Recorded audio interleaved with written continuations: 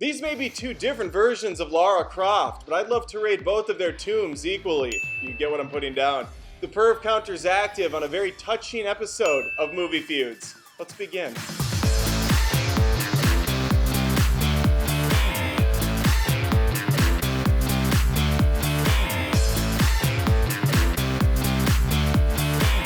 The casting of both these Laras is pretty spot on, with Angelina Jolie's breasts being 100% on point. Have you seen these suckers? They're like triangles. They mirrored the original game's laughably disproportioned character model. This polygon beauty was all about the sex appeal, and Jolie embraces it with her signature pursed lips and constant posing for the camera. Alicia Vikander's 2018 Lara mimics the game reboot. She's far more vulnerable, yet still just as capable of holding her own. Granted, she doesn't dispatch 15 guys via rope gymnastics, but she uses her speed and agility wisely. The sexuality's been curbed for a more grounded and realistic Lara. Watching a 90-pound Croft take down a trained mercenary 3 times her size was a bit tough to swallow. And that's where the 2001 version fares a little better, because the whole thing is stupid. It's intentionally campy, doesn't take itself seriously, so everything works within that world. Voight gets to pretend like he's a good father figure in the film, like he pretends he's a good father figure in real life.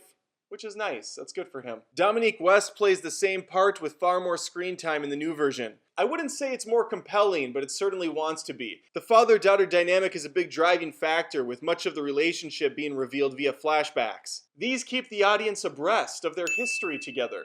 There's a bit of a romantic entanglement between Jolie's heroine and the pre-James Bond Daniel Craig. He may not be 007 yet, but there's plenty of bondage at play. Game of Thrones resident blue balls himself Jorah is the villain of the picture, with a pretty impressive bad guy name. Manfred Powell. That's strong, that's earthy, I like that. Matthias Vogel, aka Poor Man's Rick Grimes, is the source of Lara's problems in 2018. Neither of these gentlemen pose much of a threat, though. Vikander gets a sidekick of sorts in the form of a fishing captain named Lu Ren, played by Daniel Wu. There isn't much to any of the support staff. They fill out the roles, much like Angelina in a fresh tank top, but the focus is really on Lara, as it should be. I hate saying Lara. Can I say Laura? Can we just do that from now on?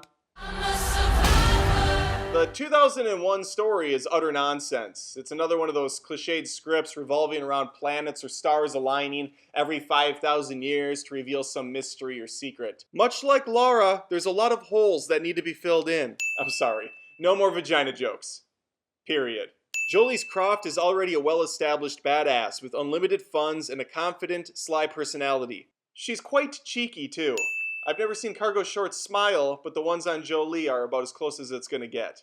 The movie opens with a fight scene that seems to last for about 35 minutes between Lara and a machine her technician on hand built. After that, it's off to the showers for a quick Nude Raider tribute. She's very much a Bruce Wayne type here, kind of keeping up appearances, but in secret she's ready to go out on that next adventure, find a tomb, crack it open, see what's inside. Ironically enough, she doesn't even need to leave the house to find the world's best treasure chest.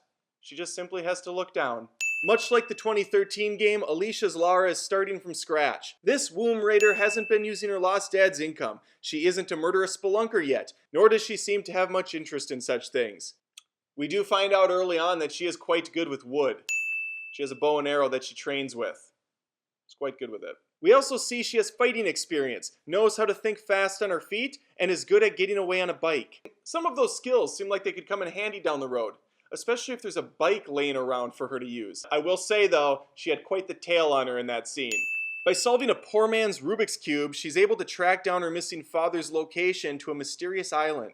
Both sets of films follow the Indiana Jones National Treasure Mummy playbook, having our heroes race to get to the prize before the opposition does. On top of that, there are traps and sometimes supernatural elements to deal with. And then there's those classic color puzzles. There's color puzzles here, as Lara points out. And these traps are deadly. One false move and our heroine could be found tits up, floating down the river. There were a lot of dumb character decisions in the 2018 flick, but the script does do a good job of nailing this modern Lara. Lucky script. The level of CG on display in the 2001 flick hit Scooby-Doo proportions, which is not a compliment. It's also not a complete disaster, since once more, this picture is not taking itself seriously. Director Simon West films the action like a 90s music video, with some really bad music choices playing over top. So many movies around this time tried to borrow or emulate The Matrix, using it as inspiration, and oftentimes they fell flat on their face. This was one of those instances. The new outing is much better in the special effects department, but there's still plenty of green screen popping out. A cool shipwreck, some nice hand-to-hand combat, and surprisingly good cinematography at points make these standout moments for me. I did find it completely ridiculous how Lara would full-body jump constantly during her adventure, especially when any other option would have made more sense. I saw one of the behind-the-scenes training sessions for Vikander. She worked her ass off. Quite literally, unfortunately. Showcasing a really impressive frame. She's a solid, tiny force of nature. I'm not sure what sort of training Jolie did. I'm guessing she drank the blood of an 18-year-old virgin boy while sacrificing a goat to Barbados, the Duke of Hell. None of this has anything to do with her preparation for the role. I'm just speculating what a typical Thursday night's like for her. I'm sure a lot of people go soft for Jolie's film, but I remain hard and steadfast in my opinions. It's fun to watch if you enjoy laughing at how stupid things can get, but that's not really high praise. Is the new film amazing? No, not really. It's pretty generic and straightforward. I was calling all the plot points before they happened. But it also has a few memorable moments, and it is attempting to not just be another video game movie. What'd you think though, champ? Did you get a kick out of the sillier, more unstoppable Jolie? Or did you like the more banged up Lara that the 2018 version provided? I reached out on Twitter for some comments, and here's what they had to say. 2001 Tomb Raider is shamelessly absurd and a lot of fun because of it. Tomb Raider 2001 was a movie of its time. Sure, it had some weird shit around that doesn't make any sense, but it had vision and big guns. And Tomb Raider 2018 is well shot and well acted, but lacked the charm. And lastly, just 2001 versus 2018? No cradle? Why not a three-way? I like that. Thank you for adding to the pun counter, people. You're appreciated.